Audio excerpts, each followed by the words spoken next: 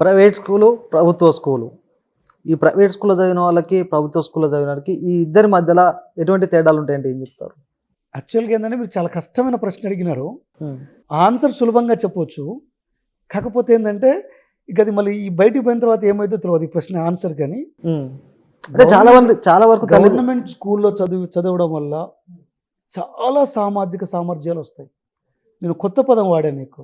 సామాజిక సామర్థ్యాలు అని వాడాను పదాన్ని. హ్మ్. సామాజిక సామర్థ్యాలు అన్నప్పుడు వాళ్ళు నలుగురిలో రాణించగలుగుతారు. దేన్నైనా ఎదుర్కోగలుగుతారు. ఎలానైనా జీవించగలుగుతారు. సమాజం పట్ల అవగాహన పెరుగుతది. సమాజం పట్ల అవగాహన పెరుగుతుంది. చదువు పట్ల ఇంట్రెస్ట్ పెరుగుతుంది. టీచర్కి స్టూడెంట్కి బాగా ర్యాప్ గవర్నమెంట్ స్కూళ్ళలో ఎక్కువ ఉంటుంది. ఓకే. రిలేషన్షిప్ కూడా గవర్నమెంట్ స్కూళ్ళలో ఎక్కువ ఉంటుంది. ఆ ఫ్రీనెస్ కూడా ఉంటుంది. వాళ్ళకి గేమ్స్ కూడా ఎక్కువ ప్రాధాన్యత ఇస్తారు. కాబట్టి గవర్నమెంట్ స్కూల్ చదువు. గవర్నమెంట్ స్కూల్ చదువు నువ్వు కోట్లు పెట్టినా కొనుక్కోలేవు. గవర్నమెంట్ స్కూల్లో చదివిన కాబట్టే నేను ఇవాళ ఈ స్థాయిలో నేను రాణించగలుగుతున్నాను. కాబట్టి ఇలా అందరూ గవర్నమెంట్ స్కూల్కి ప్రాధాన్యత పెంచుకుంటేనే బెటర్. సార్ మాకు చిన్న అనుమానం ఏంటంటే ఇప్పుడు ప్రైవేట్ స్కూల్లో ఇలా హైదరాబాద్ తిరగండి, ఎక్కడన్నా తిరగండి, 4 ఫ్లోర్లు కడతాడు వాడు స్కూల్ని. మాకు చిన్న అనుమానం 6 ఫ్లోర్లు. మీకు ఎంతమంది పిల్లలు ఉన్నారు సార్? నాకు 2 పిల్లలు. వాళ్ళు ప్రభుత్వ స్కూల్లో చదువుతున్నారా, ప్రైవేట్ స్కూల్లో చదువుతున్నారా? ప్రైవేట్ స్కూల్నే చదువుతున్నారు. ఎందుకట్లా మరి? దాన్ని అలా క్రియేట్ అయిపోయింది విషయం కనుక. దాంతోపాటు ఏంటంటే ఇప్పుడు నాకు అంటే అందరి పిల్లలేమో ప్రభుత్వ స్కూల్లో చదువుకోవాలి, మీ పిల్లలేమో ప్రైవేట్ స్కూల్లో చదువుకోవాలా? నేను కూడా గవర్నమెంట్ స్కూల్ పంపాలని చాలా ప్రయత్నం చేశాను. కానీ నా పక్కనే స్కూల్ ఉంది, ప్రైవేట్ స్కూల్ ఒకటి. పంపడం వల్ల ఏమైంది అంటే ఇక పక్కన ఇటు పంపాలి అడు పంపాలని ఇప్పుడు పిల్లలు స్కూల్కి పంపే ఆలోచన మీద మన ఆలోచన కంటే ఇంట్లో స్త్రీల ఆలోచన ఎక్కువగా ఉంటుంది. అవును, అది మీకు తెలియంది కాదు. కానీ నేను 2-3 సందర్భాల్లో చాలా బాధపడ్డాను. దగ్గరలో ఏదైనా గవర్నమెంట్ స్కూల్ ఉంటే బాగుండు అని. రెండోది ఏంటంటే నేను పొద్దున్న లేస్తే సామాజిక ఉద్యమాల మీద తిరుగుతుంటాను. సో వాళ్ళని పిల్లల్ని పికప్ చేసి తీసుకురావడం చాలా కష్టంగా మారుతుంది. సో కాబట్టి నాకు నియర్ బై ఉన్న స్కూల్లో జాయిన్ చేశాను. కానీ నేను చాలా సందర్భాలు అనుకున్నాను. మొన్న రీసెంట్గా నా పాపది ఇంటర్మీడియట్ అయిపోయినప్పుడు కూడా అనుకున్నాను, గవర్నమెంట్ స్కూల్లో చదివించుంటే బాగుండేది, గవర్నమెంట్ కాలేజ్ చదివించుంటే బాగుండేది. ఎందుకంటే దాని విలువ నాకు బాగా తెలుసు. అట్లేం లేదు, ఇవాళ నేను కాదు అసలు ప్రతి ఒక్కళ్ళు కూడా గవర్నమెంట్లో చదివించాలనేది ఆలోచన రావాలి. మంచి ఆలోచన అది. వికలాంగుల చెంతకు వీరయ్య ఏంటి కాన్సెప్ట్ ఏంటి అసలు కొత్తగా? అంటే అట్టేం లేదు, కాన్సెప్ట్ అనే కాదు. కానీ ఇప్పుడు వికలాంగులకి దశాబ్దాల తరబడి సమస్యలు ఉన్నాయి. అత్యంత పేదరికంలో బతుకుతున్న ఒక వర్గం ఉంది అంటే అది వికలాంగులే. చదువుకి దూరంగా ఉన్న వర్గం ఉంది అంటే వికలాంగులే. ఆర్థిక అసమానతలు వీళ్ళ చుట్టూ తిరుగుతూ ఉంటాయి. సామాజిక అసమానతలు వీళ్ళని ఎక్కిరిస్తూ ఉంటాయి. సో నేను ఒక హ్యాండిక్యాప్డ్ సెక్టార్లోకి వచ్చాను. నేను ఇప్పుడు వాళ్ళు రకరకాల ఆఫీసుల చుట్టూ తిరుగుతూ ఉంటారు. అసలు వాళ్ళకి సమస్య ఎక్కడ పరిష్కారం అవుతుందో కూడా తెలియదు పాపం.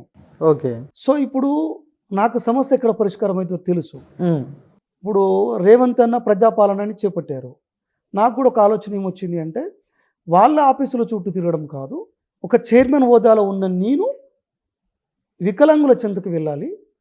ఆటోమేటిక్గా వెళ్ళినప్పుడు ప్రతి డిస్ట్రిక్ట్ పోయి క్యాంపులు పెడతారా ఎట్లా? అక్కడ మనం వెళ్ళినప్పుడు అక్కడ అధికారులు కూడా వస్తారు. అక్కడే సమస్యను నేను అడ్రస్ చేస్తాను. ఆ సమస్య వెంటే నేను కూడా పడతాను. నేను స్వయంగా అధికారికి కూడా మాట్లాడతాను. ఇప్పుడు ప్రతి నియోజకవర్గంలో క్యాంపులు పెడతాం.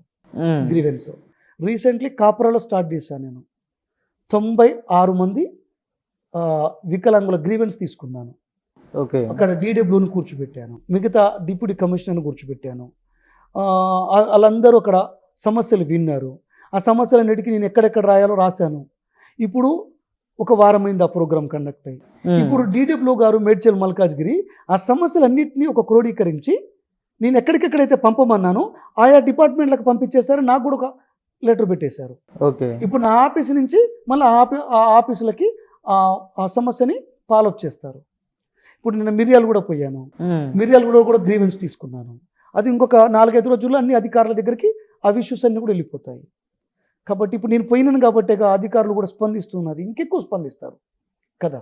ఓకే. కాబట్టి వికలాంగుల చెంతకే మనం పోవాలి.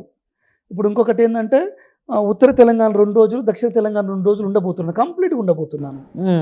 2 రోజులు దక్షిణ తెలంగాణలో ఉంటాను ఏదో జిల్లాలో, 2 రోజులు ఉత్తర తెలంగాణలో ఉంటాను. ఆ సాయంత్రం కూడా ఎక్కడొక్కడ వికలాంగుల ఇళ్లలో నిద్రపోతాను. వాళ్ళకి నేనున్నాను ఒక భరోసా కల్పించాలి. రేవంత్ అన్న ఉన్నాడు, నాకు ఒక భరోసా కల్పించాలి.